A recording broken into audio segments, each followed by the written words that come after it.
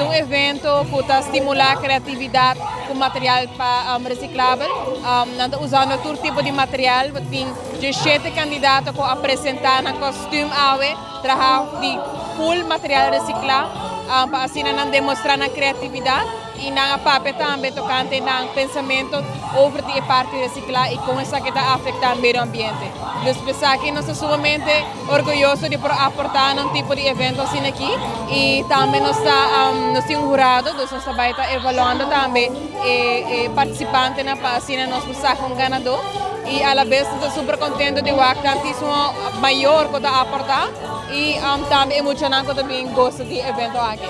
Diferentes artículos, maneira cups, butter de plástico, corante, saco de chips, straw, saco de plástico. Então, uma variedade muito grande de artículos que podem usar de maneira muito criativa. Tanto tem diferentes inspirações, a maneira nós lá mablo, weganang de internet, maneira Roblox. Então, tem muitos items que como fantasia, para assim também 3D dilante.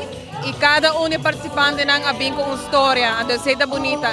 Nós hasta baril de sushi, que está super cute. Então, me dá aqui algo hobby leuk.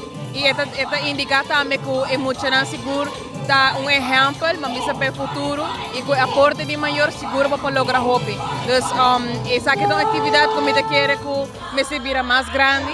Para assim a gente estar um pouco mais consciente e com leu para chegar com material reciclável. O ano passado nós tínhamos 9 participantes, sim, seguro 9, e aqui nós subimos 17, que é bem êxito rotundo. É fantasia de muito não, e me dá vista de muito não só de maior também, está grandíssimo, hobby ideia, hobby artículo nang kubuta bisa na tir na fon na guarda nang para depois na reciclar nang para sina na participar na atividade essa aí também é meta de atividade aqui para nós não pensa que tu gosta mesmo bem da vol nós guarda nang para depois nós podemos reciclar também palavra de bem lá é participante nang na assim tremendo trabalho para mim tudo ganador tudo com subir e bastante tão ganador